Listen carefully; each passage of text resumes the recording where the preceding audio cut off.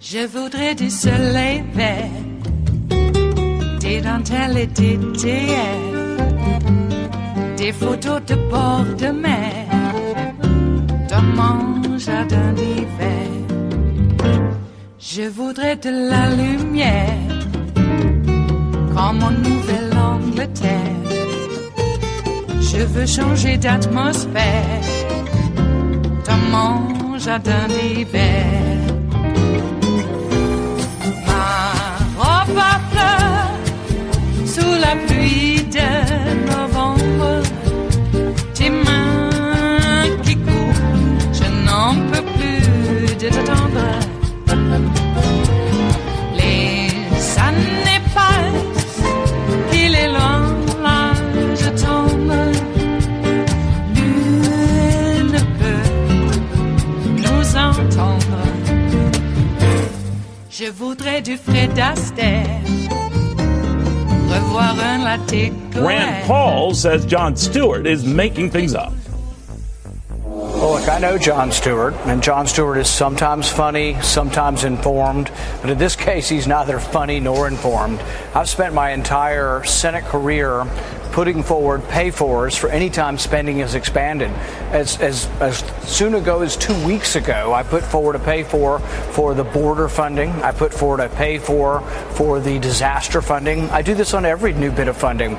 So he's really not informed, and his name-calling just sort of exposes him as a left-winger, part of the left-wing mob that really isn't using his brain and is willing to call people names. And it's really kind of disgusting because, see, he pretended for years when he was on his comedy show to be somebody who could see both sides and see through the BS on both sides. Well, now he is the BS. The BS meter's through the roof when you see him calling people names, calling people an abomination, when I'm asking something very reasonable, that an amendment be included to consider whether we should pay for this, for taking money somewhere else in the budget. Doesn't actually reduce the deficit, it just keeps the deficit from getting bigger. It's a very reasonable thing. I've done it dozens and dozens of times, including on the tax bill. The left-wing mob says, oh, but you're for tax cuts, but you're not for doing anything to offset the tax cuts. There's something called pay-go, and I was the leader in trying to keep that in the tax bill. It was in the tax bill when we passed it and was later taken out of the tax bill over my objections. So the whole thing is misrepresented. But did you vote for and that when it was taken out? I mean, or was it too late? I mean, their argument that they've been making is that actually. You were okay paying for tax cut, but not this stuff. Right. But they're misinformed, and they're either liars or misinformed. When we passed the tax bill, the pay-go provision was in the tax bill. So as we passed the bill, the next instruction should have been by the end of the year, we would have had to cut spending. In a subsequent bill, they went ahead and got rid of the pay-go rules in some big, enormous spending bill. I objected to it, and I forced an amendment vote on it, and only 9 people voted with me. But when I voted for the tax bill, it actually had provisions in it that says you'd have to cut spending if there's any less revenue. But the left-wing mob doesn't care about the truth. Jon Stewart doesn't care about the truth. It's all about me, Jon Stewart. Look at me, I'm on TV. But here's the thing do you regret that tax bill vote then, Senator, given what happened on the pay-go thing? No, because I voted for a tax bill with the pay-go provision but in it. Now knowing that they took that out, after you regret that vote? I regret that 91 of my colleagues voted to take pay-go out when I didn't, but you shouldn't blame me for that. The other thing about the tax bill that the left won't tell you is, guess what? When we cut corporate tax rates, we got more revenue.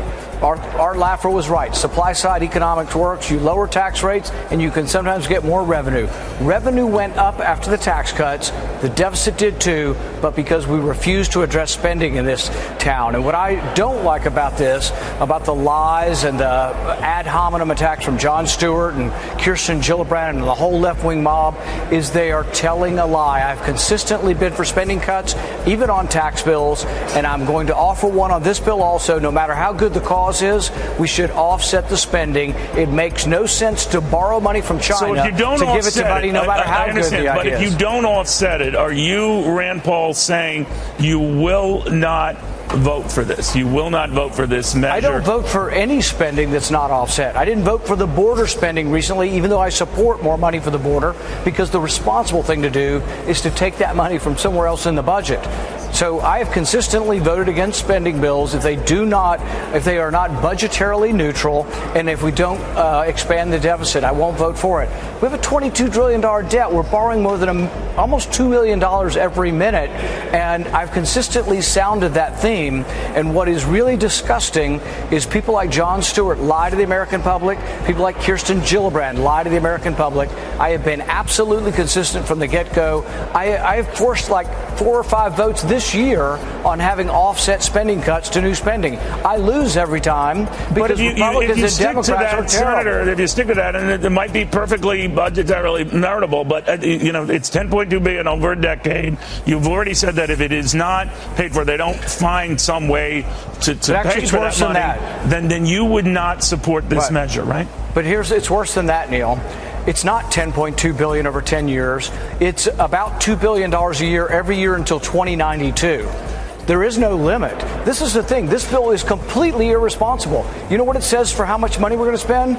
Such sums as are necessary. So if Jon Stewart could read, maybe he'd read the bill and say, oh my God, who in their right mind would vote for a bill that doesn't have a dollar amount in it? It has no dollar amount. But there's no way of knowing, right? Isn't that part of the problem? Because there was no way to forecast these illnesses and sicknesses that came as a result. We do this on disasters too. So we just make up an enormous number. What you would do if you're responsible is you'd allocate it for 3, 4, 5 years and come back and reassess it. That's a responsible way to budget. But to have an open-ended thing that goes to 2092, really? We're going to have a spending bill that says you spend whatever you want until 2092. It doesn't matter how good the cause is. It's irresponsible.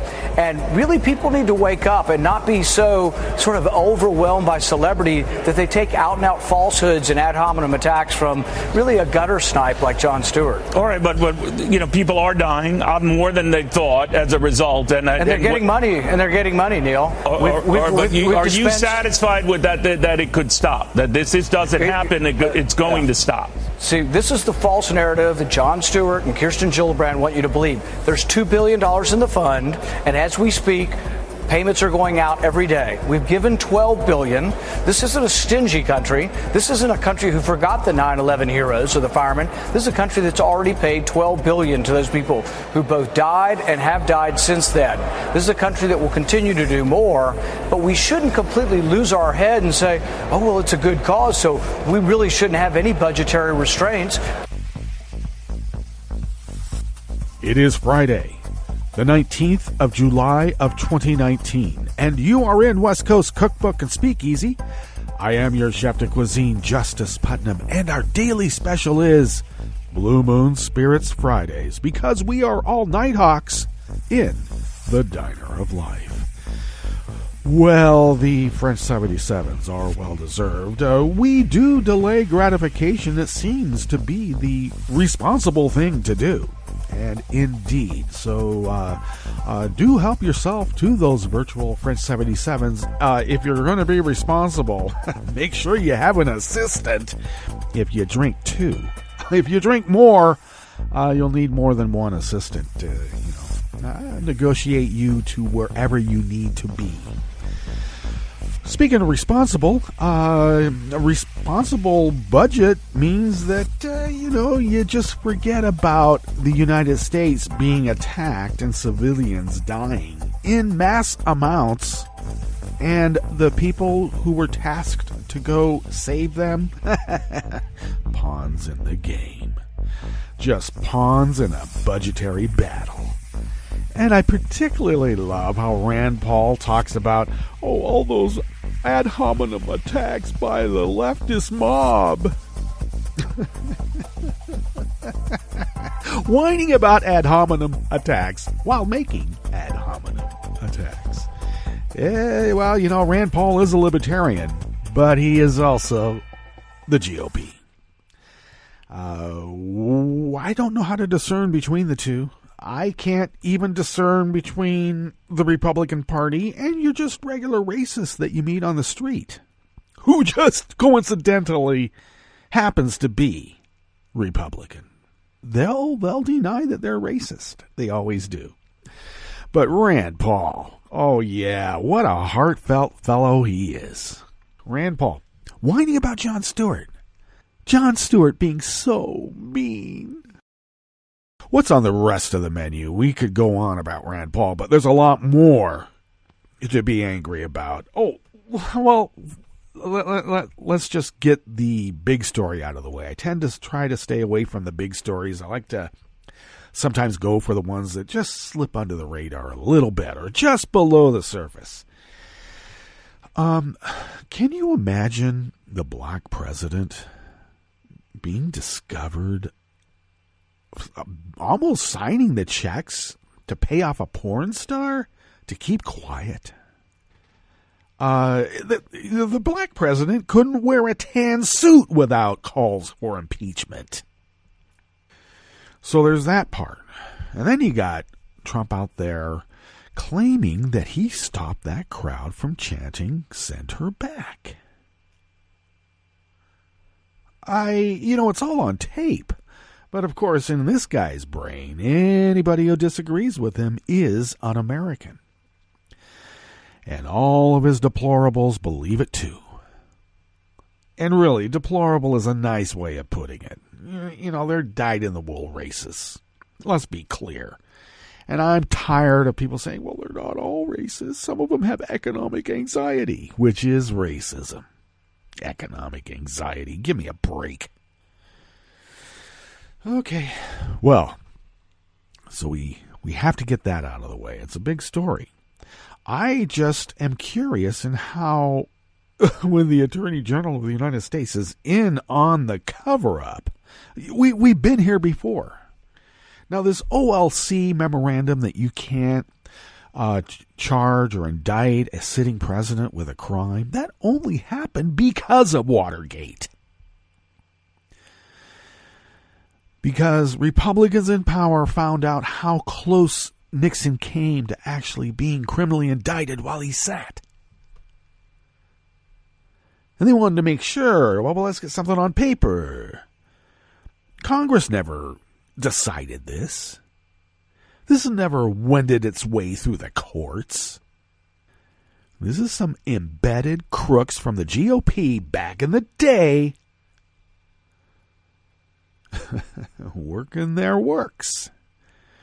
There's a term for it. Media likes to call it dirty tricks, but they called it rat effing. And there was a UCK in there also, just so you know. So, the Justice Department got rat effed. And now apparently Trump was right. As president, he can do anything he wants. Who ever thought that? I mean, certainly since Nixon, the trumpet has always been, no one is above the law, even the President of the United States. But according to an OLC memo, in which completely entered into the canon because of Watergate, to make sure that a sitting president who breaks the law repeatedly, in the interests of the GOP, by the way, shall not ever be removed from office ever again. Ever. But if you're black and you wear a tan suit, oh my God, that is destroying the institutions of America, and that must not stand. So I don't really want to hear anything about love of America and who should stay and who should go. This installed president has never loved America. His campaign was predicated upon a hate of America, as it is. They talk about going back to an America that was once before. That America never existed. Do you know how many Jews have their signatures on the Bill of Rights and the Constitution? Do you know how many? That's right, there's a couple. So let's just be clear. Yeah, there's been massive exclusion in the history of our United States. I mean, genociding Native Americans might be one. Slavery might be another. But we're a lot more inclusive than the white supremacists would really want us to know. What's on the rest of the menu here in the Bistro Cafe of West Coast Cookbook and Speakeasy? Well, Trump officials buried a report meant to help farmers because it mentioned climate change. The White House is trying to sabotage a deal that would ward off financial market chaos. They want financial market chaos, apparently. Disaster capitalism is the only way to make money. And William Barr gave the Senate GOP a ton of cash just months before they voted to confirm him. After the break, we then move to the chef's table where Canadian police arrested 9 members of a powerful Mafia clan with roots in southern Italy. And the new Moldovan prime minister said her first issue on the agenda is the de-oligarchization of the state. All that and more on West Coast Cookbook and Speakeasy. Bon appetit.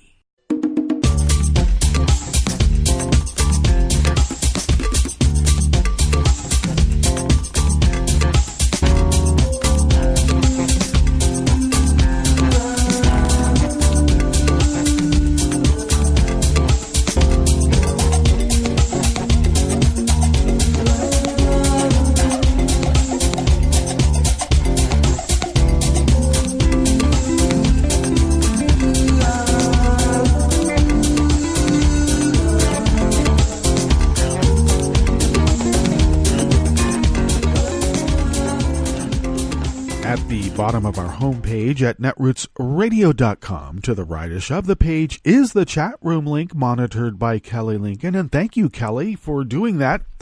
Just a show reminder, Kelly and Ricky were at Netroots Nation in Philadelphia and came away with a slew of interviews and a massive amount of experiences that they're going to talk to you about over the weekend. Kelly has her show, the 523 Happy Hour, which is at the table, by the way. And that's at 3 p.m. on the West Coast. That would be 6 p.m. on the East Coast. And then later on, Ricky and Kelly team up for the late night, early morning talk show, 9 p.m. West Coast, midnight on the East Coast. And they do it live. Live! If you would then please take a look to the leftish of the page at the bottom of our homepage at netrootsradio.com. There is the Patreon link, and please do become a recurring Patreon of Netroots Radio. We would be unable to do this without you. For the last 8 years, 24/7, 365, Netroots Radio has been broadcasting resistance radio as the founders originally intended, all the way back before the Bill of Rights. They had no idea what media would do, and we're doing it. So thank you for your generosity in allowing us to really fulfill our civic duty, obligation, and really helping us fulfill the love of our country. If you would like to follow Netroots Radio on Twitter, it is so easy. Just go to @Netroots Radio. Tom takes care of that. And thank you, Tom. I, of course, take care of @Justice Putnam. And I also post the show notes and links diary on Daily Kos about 10 minutes before showtime. And then get that link out on social media for you. If you would like to follow the show on Twitter, go do so at Cookbook West and pick up podcasts by way of Spreaker, Stitcher, TuneIn, iHeart, iTunes, YouTube, and wherever fine podcasts can be found, mixed in with every single podcast in the world. So we're every single podcast in the world, and we're right there with the fine ones. Okay, we're in the W's. Alrighty, let's take a look at this first offering here in the Bistro Cafe of West Coast Cookbook and Speakeasy, Blue Moon Spirits Fridays. It comes our way out of Share Blue Media by Dan Desai Martin. Trump officials buried a report that would have helped farmers deal with the effects of climate change, but officials at the Department of Agriculture refused to release the 2017 report that details how the department can help farmers understand, adapt to, and minimize the effects of climate change. The 33-page report was making its way through the approval process when a Trump appointee decided the report would not be made public. The science-based plan acknowledges that climate change is affecting farmers and ranchers. It also includes the goal of determining the science that USDA needs to pursue over the next 5 to 8 years for the department to meet the needs of the nation. A recent Politico investigation found Trump officials have stopped the release of other scientific reports that mention the effects of climate change. The news of the latest buried report broke the same morning the USDA's top scientist was scheduled to testify before the Senate Ag Committee. By burying the report, the Trump administration seems willing to hurt farmers and ranchers just to stay true to its anti-science agenda. The intent is to try to suppress a message. In this case, the increasing danger of human-caused climate change. Michael Mann, climate scientist at Pennsylvania State U. Who loses out, he said? The people who are already suffering the impacts of sea level rise and unprecedented superstorms, droughts, wildfires, and heat waves. Just sweep the forest. All that flooding in the Midwest, they're just going to diet. You're pushing the earth down too low. Water goes to the lowest point. Everybody knows that. That's science. Bearing a climate change report is not the only way Trump is hurting farmers, and he hates them too. Come on, Trump. Trump's trade wars have devastated farmers across the country and have caused bankruptcies to skyrocket. We spent 40 years developing this trade relationship with China, and in one fell swoop, it was all taken away. Brett Davis, a fourth-generation soybean farmer, said. Trump's trade policies hurt farmers in the near term, but the administration's refusal to deal with climate change also endangers farmers in the long run. No wonder farmers say Trump is turning his back on them.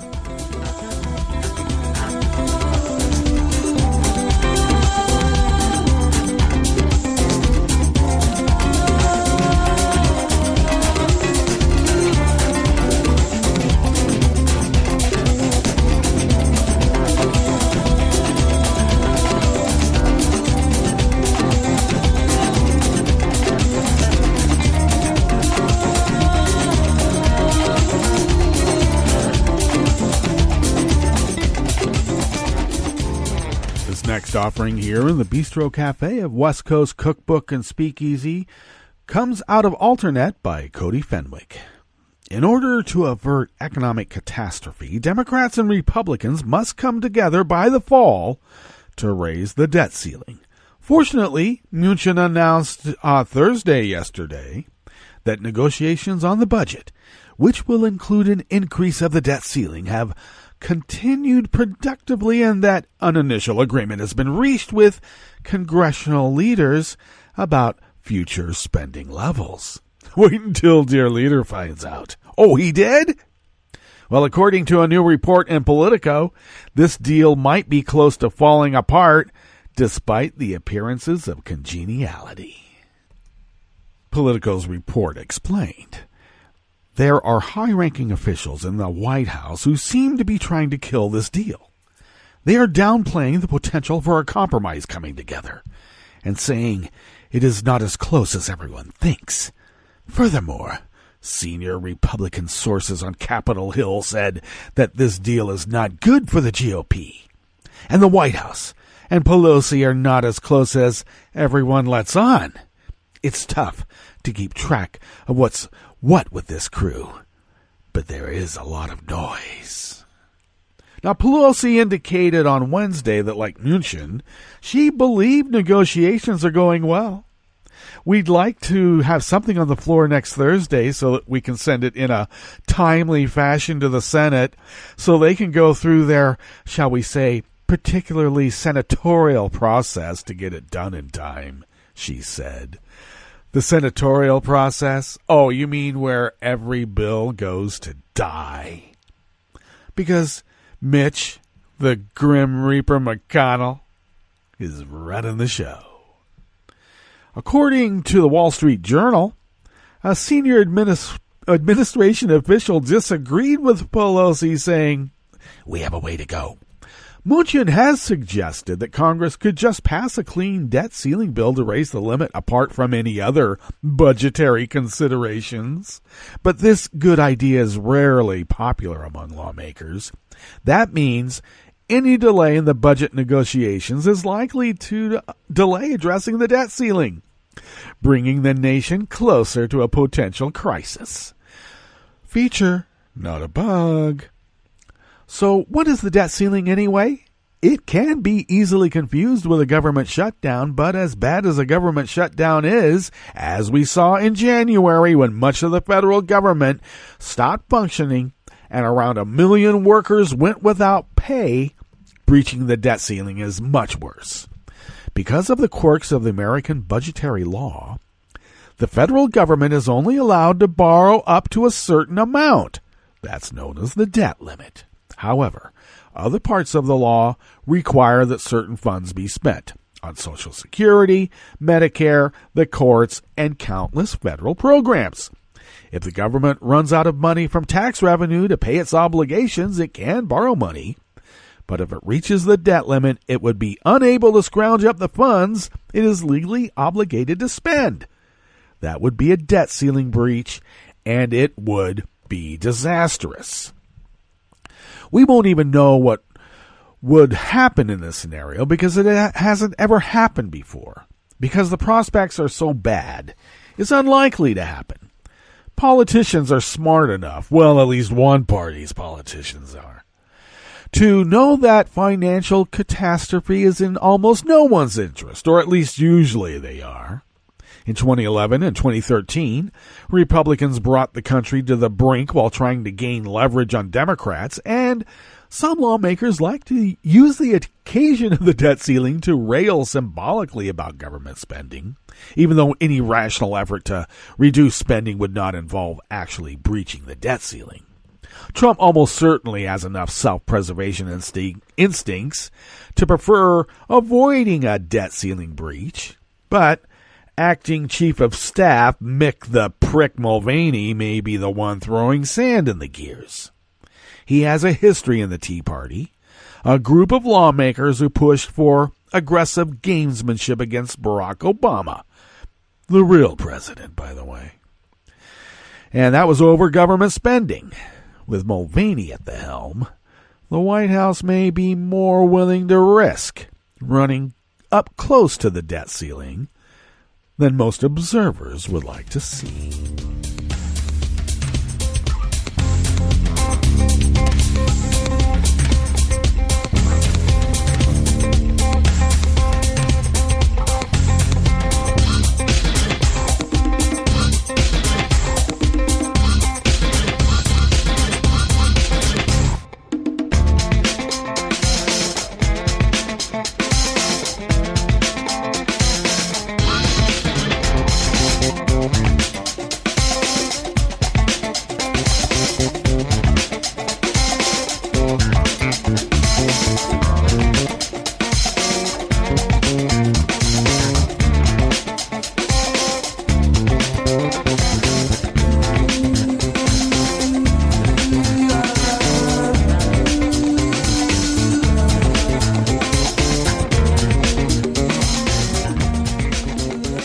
Willis of Share Blue Media brings us this final offering here in the Bistro Cafe of West Coast Cookbook and Speakeasy. Attorney General William Barr donated $51,000 to the committee tasked with electing Republican senators, just as the Republican-led Senate began considering his nomination in late 2018. The details of the conveniently timed donations are in a report released yesterday, Thursday, by Quartz. Barr occasionally made political donations to the Republican Party between 1993 and 2018. In the lead-up to a Senate confirmation hearings for Attorney General earlier this year, his giving habits suddenly changed, Quartz reported. Barr's donations became far more frequent, notable for their size, recipients, and possible utility to him. He gave thousands to the NRSC, that's the National Republican Senatorial Committee, between November 7th of 2018 and February 14th of this year. Well, happy Valentine's Day to you, too. And that was when he was confirmed on Valentine's Day. We love you so much. Barr's nomination was publicly announced by Trump on December 7th. Well. A whole month of giving. And now you're going to get. Quartz noted that none of Barr's three immediate predecessors, Jeff Sessions, Loretta Lynch, and Eric Holder, made those kinds of contributions before they were nominated.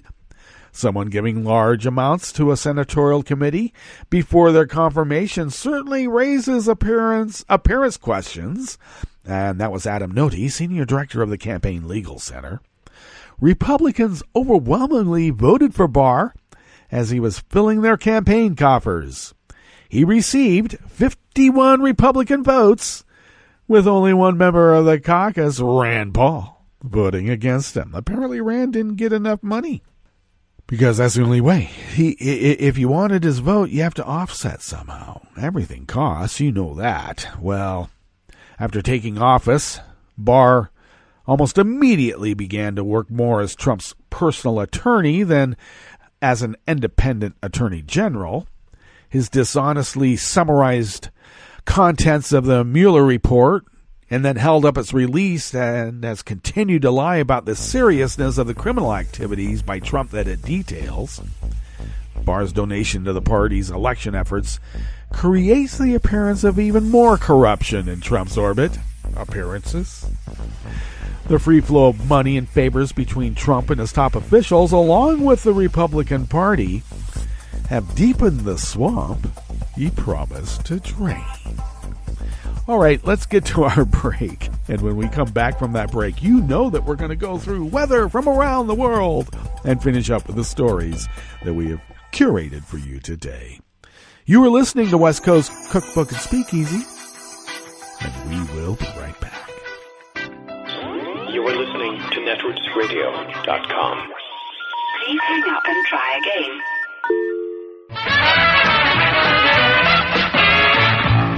From a point at sea to the circles of your mind, a new force is at work for planetary transformation. New radio for a new Earth.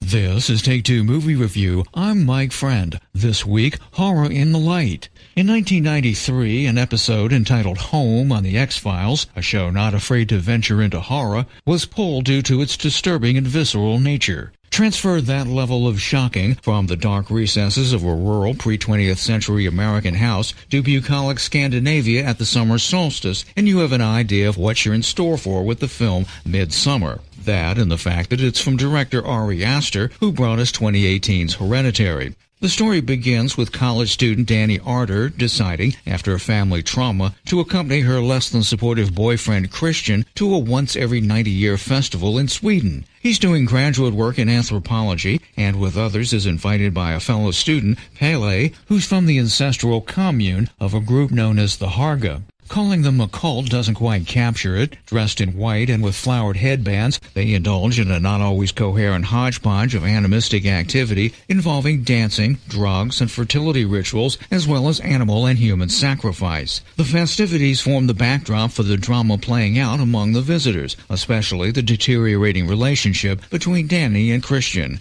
Aster's direction is unconventional. A sweeping vertical orbital shot of the visitors driving in telegraphs that you're indeed going somewhere upside down. There's little star power here. You may recognize the Maze Runner's Will Poulter, but it's up-and-coming British actress Florence Pugh who skillfully takes the Danny character from confused victim to a sort of sinister kingpin. It's unlikely you've seen a film like Midsommar before. It gets that with horror in broad daylight, there truly is no place to hide. This has been Take Two Movie Review. I'm Mike Friend. Catch up with us at take2moviereview.com and feed us back on our page on YouTube.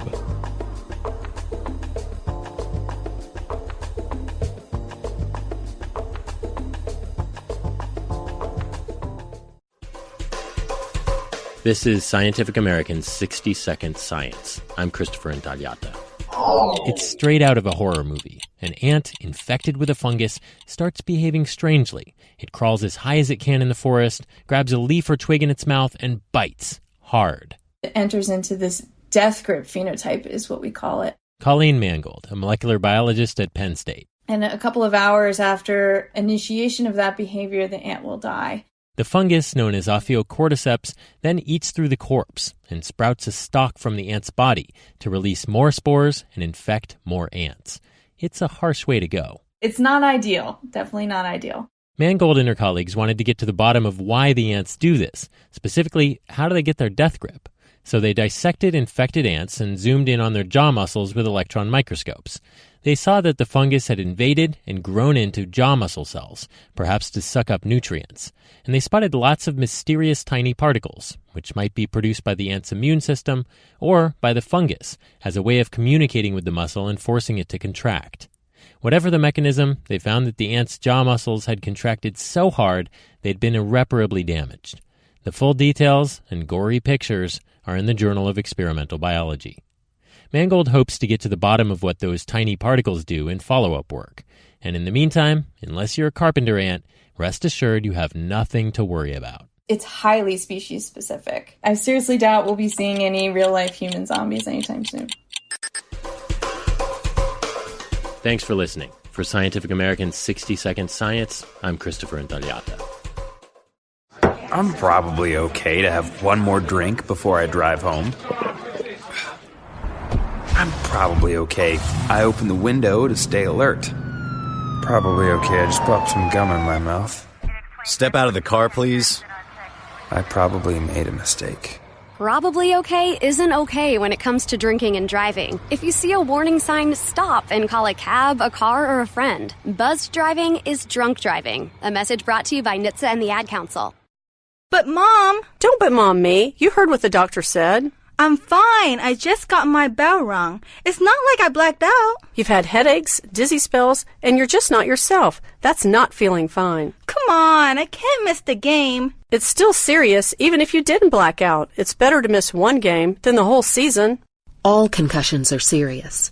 Know the warning signs and never let your child return to play before a healthcare professional says it's okay. A message from CDC.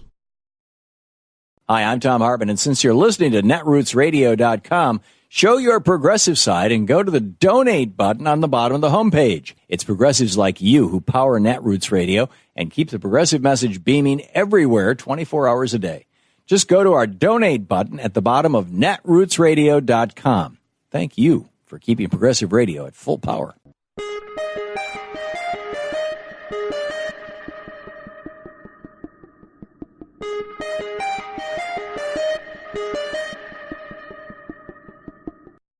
Let's celebrate Megan Rapinoe. I'm Lily Ledbetter, and this is a Civil Liberties Minute with ACLU attorney Bill Newman. Celebrate her and the entire United States women's soccer team's victory at the World Cup. But also let us mourn. No, that's the wrong word. Let us vow to remedy the cloud of inequality that enshrouds women's soccer. On March 28th, the national team members sued the United States Soccer Federation for paying women athletes far less than men, for providing inferior playing conditions, and for not promoting the sport. As Lindsay Krause, senior editor for OpDocs, recently wrote in the New York Times, quote, "Money makes money. Women can play and win all they want, but the system is created by men for men." She goes on to say, quote, "We pay for what we value. And if we invest in women's soccer as though there won't be an audience, we'll make that come true." Which, of course, is the answer to the argument, well, men's sports make more money, which is how it is, but not how it has to be. This is a fight that will play out in court, and it is also a fight that can be assisted greatly, if not won, in the court of public opinion. We're talking about equal pay for equal work. It's a simple concept, and if not now, when? The Civil Liberties Minute is made possible by the ACLU because freedom can't protect itself. I'm Rick Smith, and this is Labor History in 2. On this day in labor history, the year was 1848. That was the day the Convention on Women's Rights began in Seneca Falls, New York. The organizers of this convention brought together some of the leading women's activists of the day, such as Susan B. Anthony, Elizabeth Cady Stanton, and Lucretia Mott. The meeting included numerous discussions on the role of women in society. Leaders presented a declaration of sentiments. It included a list of oppressions faced by women of the day. Several had to do with work and economic issues. For example, it noted that men monopolized nearly all the profitable employments, while women could earn only a scanty remuneration. It also declared he closes against her all the avenues of wealth and distinction, which he considers most honorable to himself. As a teacher of theology, medicine, or law, she is not known. Despite these limitations, many women, poor women in particular, were forced by economic necessity to work. By 1840, 8,000 women and girls as young as 13 worked in the New England textile mills. Women almost always earned far less than men. Female textile mill workers in Massachusetts had formed the first union of working women in the United States, the Lowell Female Labor Reform Association. Of course, the Seneca Falls Women's Rights Convention provoked scorn and outrage from many, especially men. A local newspaper wrote, "This bolt is the most shocking and unnatural incident ever recorded in the history of humanity. If our ladies will insist on voting and legislating, where, gentlemen, will be our dinners and our elbows? Where are our domestic firesides and the holes in our stockings? Even today, women still earn less than men. For every dollar men earn, women only earn 78 cents. Labor History in 2 brought to you by the Illinois Labor History Society and The Rick Smith Show. I read the news today, oh boy. It's time for Nicole Sandler's What's News from NicoleSandler.com and the Progressive Voices Network. The gaslighter-in-chief was back at it again big time on Thursday as Trump tried to distance himself from the send her back chants that broke out during his rally Wednesday night in North Carolina.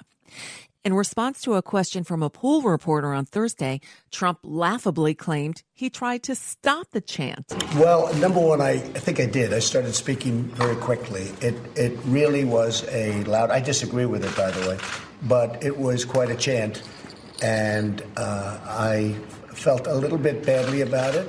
But I will say this, I did, and I started speaking very quickly, but it started up rather fast, as you probably noticed. So you'll tell your supporters never to Well, I would say that. I was not happy with it. I disagree with it. But again, I didn't say that. They did, but I disagree with it. But they were echoing what you said in your first tweet, that they should go back. Well, I don't think if you examine it, I don't think you'll find that, but I disagree with it. Of course, the video shows otherwise. As the crowd begins to chant, Trump waits 13 seconds to let it gain momentum before resuming his speech. And obviously and importantly, Omar has a history of launching vicious anti-Semitic screeds.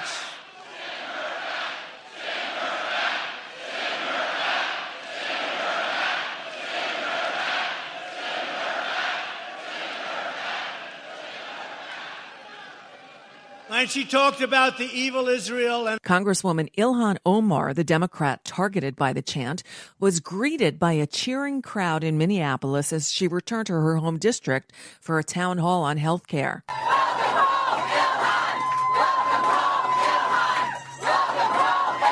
said I was the hope of the United States is because I embody what that hope should look like.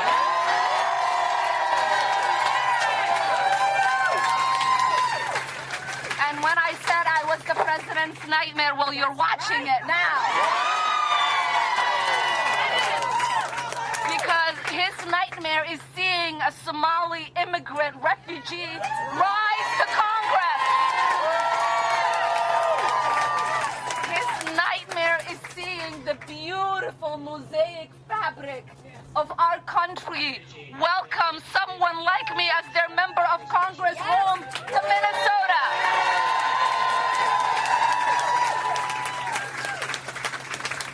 And so we are going to continue to create that hope. We have your back. And we are going to continue to be a nightmare to this president because his policies are a nightmare to us. That's right. And we are not deterred. We are not frightened. We are ready. We are in the ring. We are in the people's house, and we are going to continue to keep fighting until we have the America we know we all deserve. Thank you. You go, girl. Newly released FBI search warrants show that Donald Trump was very much involved late in the 2016 race in the hush money scheme to hide his alleged affair with adult film star Stormy Daniels and to contain the fallout from related news stories. The documents mark the first time authorities have identified Trump by name and alleged his involvement at key steps in the scheme. Trump has publicly denied the affair and making the payments. His former attorney, Michael Cohen, facilitated the payments and ended up pleading guilty to 2 campaign finance crimes, among others. He's now serving 3 years in prison. But the U.S. Attorney's Office in the Southern District of New York has said it has closed its investigation into the matter, and reports are that no one from the Trump Organization will be charged. Let that one just sit there. Wow.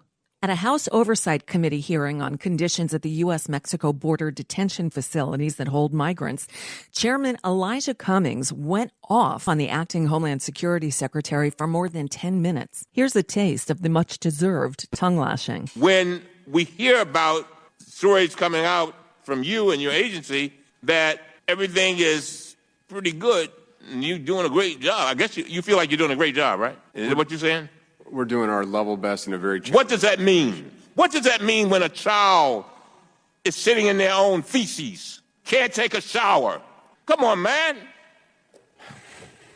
What's that about? None of us would have our children in that position. They are human beings. Tensions with Iran continue to escalate.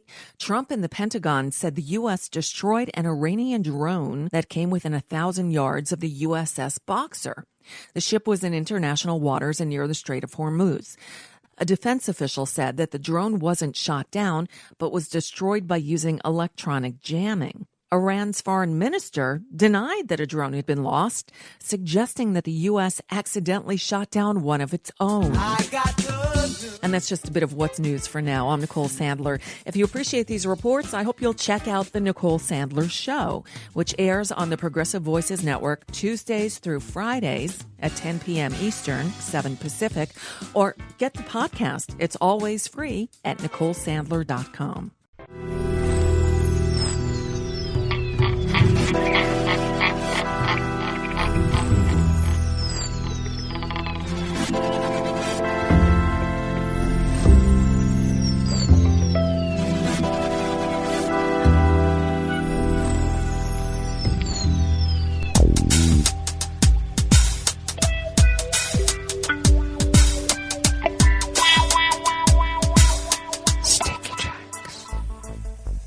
Thank you for accompanying us here to the Chef's Table at West Coast Cookbook and Speakeasy.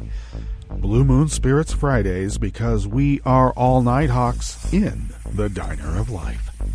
We always begin weather from around the world along the banks of the Rogue River in the Rogue River Valley of Southern Oregon on the west coast of the continental United States of America, where it is currently 61 degrees Fahrenheit, looking to have a high of about 88 to 92. Oh, yes. Not a lick of rain anywhere. I think lick would be the proper description. We'd like a lick. None in the foreseeable future, at least not for another 3 or 4 days, and then only because there might be a confluence of hot and cold, and there might be some rain falling during an electrical storm, which brings its own issues now, doesn't it? Well, the winds are currently light and variable out of the east-southeast, and will shift out of the north in a couple of hours and increase to their usual 5 to 10 miles per hour, and then shift once again tonight out of the north-northwest at 5 to 10 miles per hour, and should be out of the northwest all day tomorrow. And it looks like the weekend's going to be fairly warm. Tomorrow we're looking at high in the mid-90s, overnight lows in the upper 50s, low 60s, and sunny conditions throughout. Fair right now with just a few lingering clouds here in the morning. They will be burning off. Grass pollen remains high. The air quality index is in the good range at 15 parts per million. That's 15. And the daytime UV index remains very high at 9, so do take care if you have that number wherever you are. Barometric pressure locally is rising at 29.82 inches. Visibility is at 9 miles. And relative humidity is at 62%. Well, it's drying out some. Weather from around the world is brought to you by people's personal weather stations that they purchased. These people planted these purchased personal weather stations somewhere on their property, and these people positively live around the world. Any producers out there, that is my P-tape. It is a resume. London is 65 degrees and cloudy. Paris is 82 and sunny. Rome is 75 degrees with a rain shower, and they do have a flood watch for low-lying areas. Kiev is 78 and fair. Kabul is 88 and sunny. Hong Kong is 82 and mostly cloudy. Tokyo is 82 and cloudy. Sydney, Australia, in the death throes of winter, by the way, because they're in that hemisphere, is 48 degrees and clear. San Francisco, California is 58 and mostly cloudy. And New York is 80 degrees and cloudy.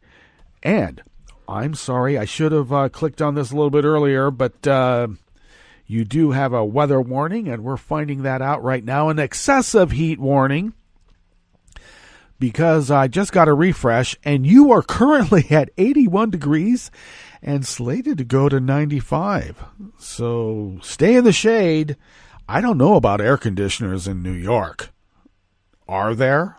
Regardless, that is weather from around the world, brought to you by people's personal weather stations that they purchased. These people planted these purchased personal weather stations somewhere on their property, and these people positively live around the world.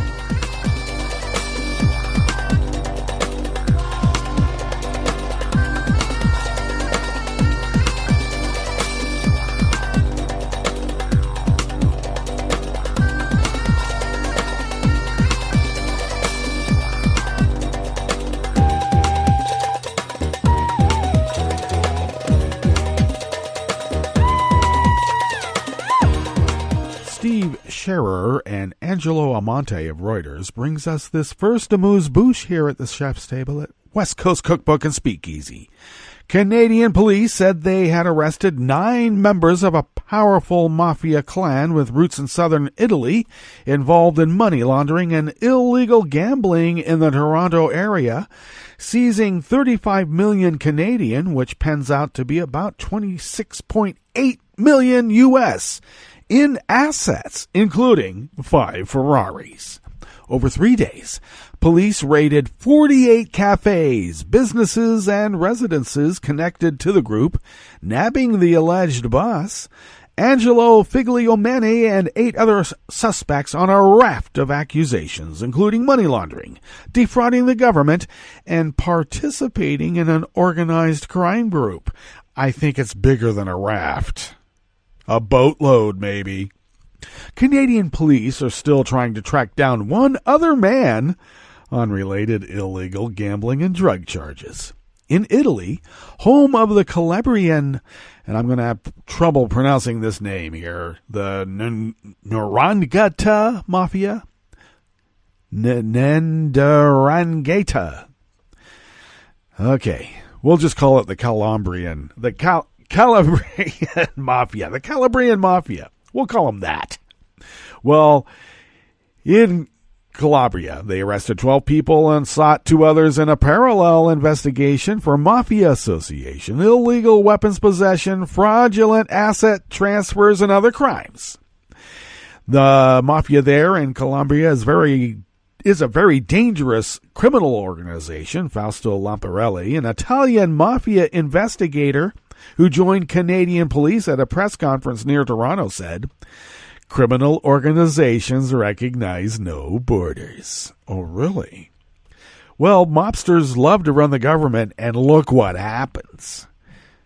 Figlio Meni, alias the Brigante, or the Bandit, has been sought in Italy for almost a decade and is appealing a 20-year jail sentence there because he is a Canadian citizen and the crime of mafia association does not exist in Canada. He could not be extradited and was living comfortably in Vaughan, a suburb of Toronto.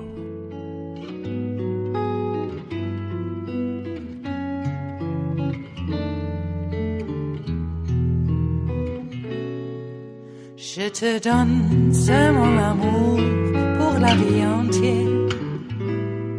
La promesse de me trouver à tes genoux. Aussitôt que tu m'appelles, rester toujours fidèle. C'est tout, c'est tout. Je te donne tous mes printemps, mes étés de mer, mes automnes quand les feuilles tombent partout. Si ce n'est pas une bonne affaire, je te donne tous mes hivers, c'est tout. Andreas Rinke of Reuters brings us this final amuse-bouche here at the chef's table at West Coast Cookbook and Speakeasy. Moldova's new government has a window of opportunity to build a functioning free state of the oligarchic systems that have blighted it in the years since independence.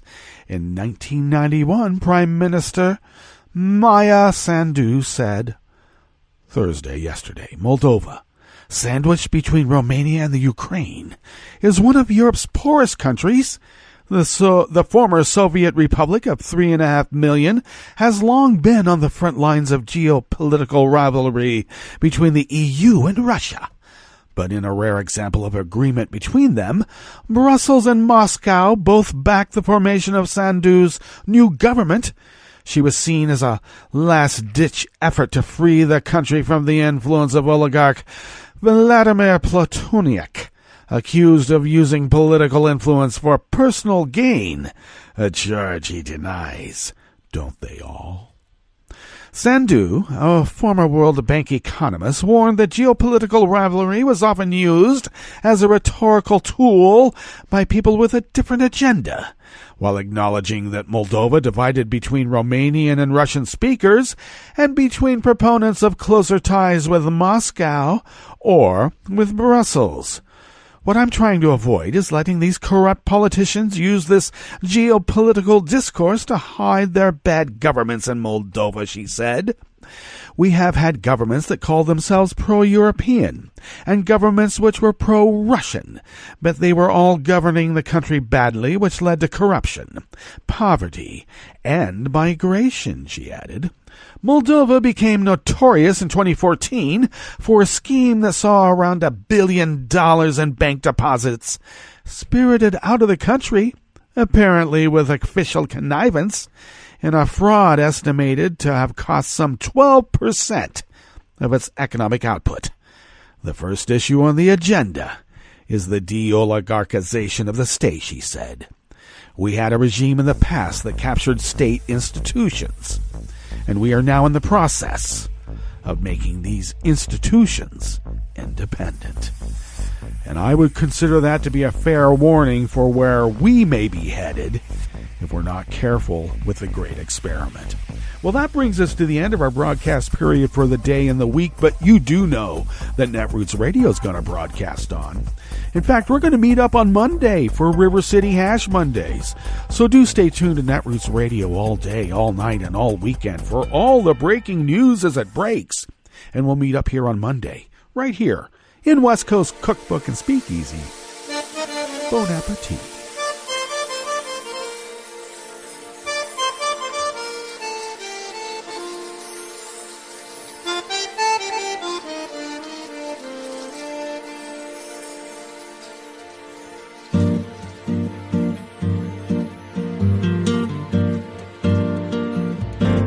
Je voudrais du soleil vert, des dentelles et des théières, des photos de bord de mer, dans mon jardin d'hiver.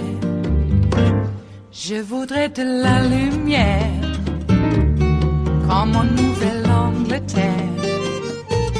Je veux changer d'atmosphère, dans mon jardin d'hiver. Ma robe à fleurs, sous la pluie de novembre, tes mains qui courent, je n'en peux plus de t'attendre. Les années passent, il est loin, là je tombe. Nul ne peut nous entendre. Je voudrais du Fred Astaire, revoir un latte Goël. Je voudrais toujours te plaire dans mon jardin d'hiver. Je veux déjeuner par terre, comme au long de golfe clair, t'embrasser les yeux ouverts dans mon jardin d'hiver.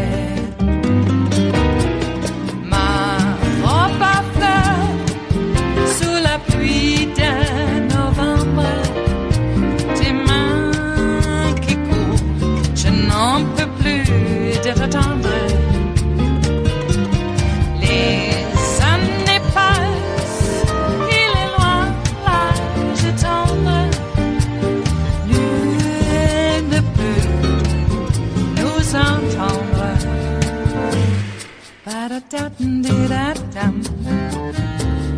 Ba-da-da-dum-di-da-dum. Ba-da-da-dum-di-da-dum. Dans mon jardin d'hiver. Ba-da-da-dum-di-da-dum. Ba-da-da-dum-di-da-dum. Ba-da-da-dum-di-da-dum. Dans mon jardin d'hiver. Dans mon jardin d'hiver. Dans mon jardin d'hiver.